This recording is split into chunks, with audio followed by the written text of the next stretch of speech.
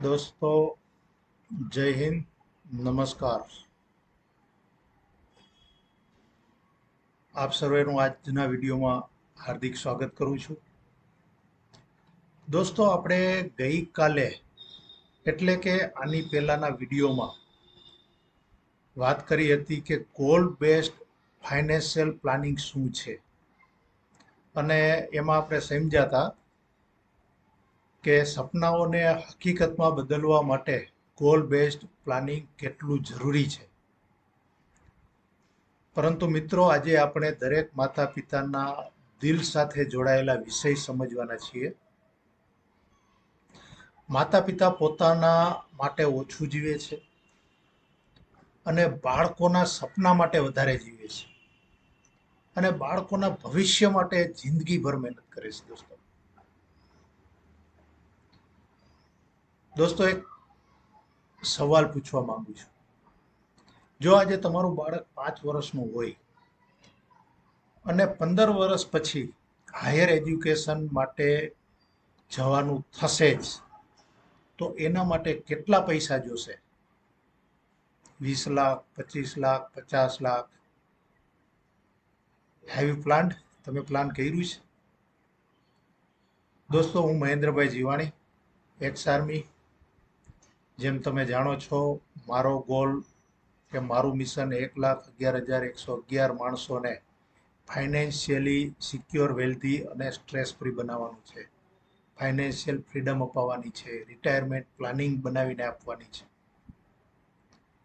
દોસ્તો, education cost દર વર્ષે વધી રહ્યા છે. આપણે બધા જાણીએ જ છીએ. Medical, engineering, abroad. મારો સન એબ્રોડ છે એટલે મને ખબર છે. બધું મોંઘું થઈ રહ્યું છે, અને ઘણા માતા પિતા છેલ્લી ઘડીએ પ્લાનિંગ શરૂ કરે છે. બીજાને શું કહું, મારે પોતાને પણ એવું જ બન્યું હતું. છેલ્લી ઘડીએ ફોરેન જવાનો પ્લાન થયો હતો, પણ મને પ્રોબ્લેમ એટલે ના આવી કે મેં એને મેડિકલ માટેની તૈયારી કરીને રાખી હતી. એટલે એ જ એમાઉન્ટ મારે એને ફોરેન મોકલવામાં કામ આવી. પછી શું થાય દોસ્તો, ખબર છે? એજ્યુકેશન લોન, ફાઇનાન્શિયલી સ્ટ્રેસ, સપનાઓમાં સમાધાન, આ બધું કરવું પડે. બીજો કોઈ તો રસ્તો આપણી પાસે હોય નહીં. દોસ્તો, ધારો કે તમારા બાળકની ઉંમર 5 વર્ષની છે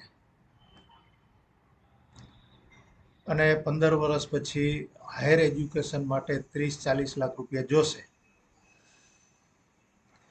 જો આજે તમે પ્લાનિંગ નહીં કરો તો એક સાથે આટલી મોટી રકમ ક્યાંથી આવશે દોસ્તો? ક્યાંથી તમે કાઢશો? પણ જો આજે તમે કોઈ એવો ચાઇલ્ડ પ્લાન કરેલો છે કે એસઆઈપી અથવા બીજા કોઈ સારી જગ્યાએ ઇન્વેસ્ટમેન્ટ કરેલા છે, તો ગોલ સરળ બની શકે છે. આ ગોલ ઇઝી બની શકે છે. મેં એ સમય પ્રમાણે મારી રીતે વિચારી અને 2 દુકાનો લઈને રાખી મૂકી હતી કે એ 12મા પછી ગમે ત્યાં જાય ત્યારે આ દુકાન જે ભાવ આવે એ ભાવમાં વેચી નાખે. પણ એ સમયે સારું હતું કે ગ્રોથ હતો.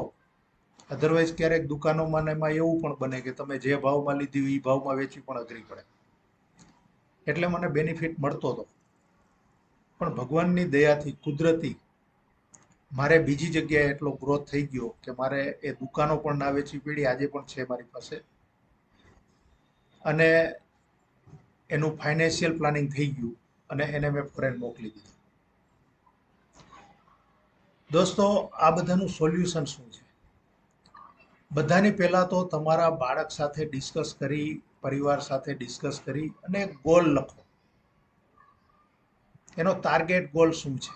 એજ્યુકેશન છે, હાયર સ્ટડી માટે તમારે એને કે એને ફોરેન જવું છે, મેડિકલમાં જવું છે, કે પછી તમને ખબર છે કે એના માટે મારી પાસે સંપૂર્ણ તૈયારી છે, તો મેરેજ માટેની તૈયારી કરવી છે, કે પછી એના કેરિયર સપોર્ટ માટે જે કાંઈ જરૂર પડે એ કરવું પડે, એના માટે તૈયારી કરવી છે. આ ગોલ પહેલા તો લખો. એટલે તમને નક્કી થશે કે કેટલું એમાઉન્ટ તમારે ફ્યુચરમાં કયા વર્ષે જોશે. સ્ટેપ 2, જેટલું શક્ય એટલું વહેલું આ પ્લાનિંગ કરો, એટલે થોડા પૈસા ઇન્વેસ્ટ કરવાથી તમને વધારે બેનિફિટ મળી શકે. પછી સ્ટેપ 3, ઇન્સ્યોરન્સ અને ઇન્વેસ્ટમેન્ટ બંને રાખો. કારણ કે પેરેન્ટ્સ પ્રોટેક્શન જરૂરી છે. એટલા માટે જરૂરી છે કે અમુક વસ્તુ કોઈ બતાવીને નથી આવતી. હું ચોખ્ખું કરવા નથી માંગતો, પણ ક્યારેક એવું પણ બને, અને બને છે, કે કોઈ ફાધર જે કમાનાર વ્યક્તિ છે એનું મૃત્યુ પણ થાય. હું આમાં એવું ઈચ્છતો નથી, પણ રિયાલિટી કહું છું.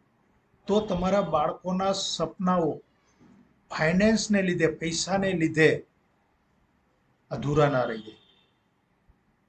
જે વ્યક્તિ ગયો છે એની કમી પૂર્તિ કોઈ રીતે ના થઈ શકે, પણ ફાઇનાન્શિયલી જો એને ઇન્સ્યોરન્સ લીધેલ હશે તો એ પરિવારને ફાઇનાન્શિયલી જે સપના કે ગોલ જે નક્કી કરેલા છે એ ગોલ રોકાશે નહીં. એક એક્ઝામ્પલ આપું તો ધીરુભાઈ અંબાણી જ્યારે એક્સપાયર્ડ થયા ત્યારે એને કીધું હતું કે મારી કોઈ ફેક્ટરી બંધ ના કરતા, કોઈ ધંધા, કોઈ વસ્તુ, હું એક્સપાયર્ડ થયો છું એટલે 1 દિવસ કે 2 દિવસ બંધ રાખવા એ ના કરતા. શું કામ? કે એનો જે ગોલ હતો એ ગોલમાં અડચણ ન આવે. એની સામે એની સિક્યુરિટી માટે ઇન્સ્યોરન્સ ને એ બધું તો હોય જ, પણ આ એક એક્ઝામ્પલ આપું છું. એ રીતે જો તમારે ગોલ જોયેલ છે, સપના જોયેલ છે, એને પ્રોટેક્ટ નહીં કર્યા હોય તો કદાચ એ સપના અધૂરા રહી શકે છે. પછી તમે જે પણ રોકાણ કરો, એસઆઈપી કરો, ઇન્સ્યોરન્સ, ચાઇલ્ડ એજ્યુકેશન માટેના પ્લાન લો, એ ગોલ બેઝડ લો, અને એમાં નિયમિત તમારે પ્રીમિયમ કે રોકાણ જે કરવું પડે એ તમે કરો, જેનાથી મજબૂત ભવિષ્ય બનશે. દોસ્તો, સાચી સંપત્તિ ઘર કે ગાડી નથી. યાદ રાખજો, સાચી સંપત્તિ એ છે કે તમારા બાળકોના સપનાઓ પૈસાના કારણે અટકવા ના જોઈએ. દોસ્તો, બાળકોને માત્ર પ્રેમની જરૂર નથી, સાથે પ્લાનિંગ પણ જોઈએ છે. અને પ્લાનિંગ સાથે જો પ્રેમ મળી જશે ને તો સફળતાની સીડી તમારી સામે દેખાશે, નજીક હશે. દોસ્તો, જો આ બધું તમે પ્રોપર કરશો તો એના ફાયદાઓ શું છે? એક તો તમારા છોકરાનું ભવિષ્ય સિક્યોર થઈ જશે. બીજું,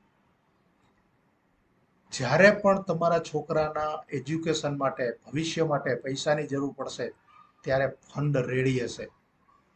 ચોથું, જો મેરેજ પ્લાનિંગ પ્રમાણે તમે કર્યું હશે ઇન્વેસ્ટમેન્ટ, તો એનો મેરેજનો સમય થશે ત્યારે તમારી પાસે મેરેજના ખર્ચા માટે પૈસા તૈયાર હશે. ફાઇનાન્શિયલ સ્ટ્રેસ તમને કોઈ દિવસ નહીં આવે. અને માતા પિતા જે પણ કાર્ય કરશે એને પ્રોપર એન્જોયમેન્ટથી કરશે, સ્ટ્રેસથી નહીં કરે. ઓલું શું થાય, દીકરાના લગ્ન થતા હોય પણ મગજ ઉપર ભાર હોય કે ભાઈ આ જમણવારનો ખર્ચો છે તો એને પછી આપણે ક્યાંથી પેમેન્ટ કરશું, કે આ બીજા ખર્ચા તો આપણે કરી નાખ્યા છે પણ એનું પેમેન્ટ ક્યાંથી કરશું. આ વિચારોમાં જ તે પ્રોપર એના દીકરાના લગ્ન માણી શકતો નથી. પણ જો આ બધું તમારે તૈયાર હશે તો એ તમે કોઈ પણ પ્રસંગ છે એ પ્રોપર માણી શકશો.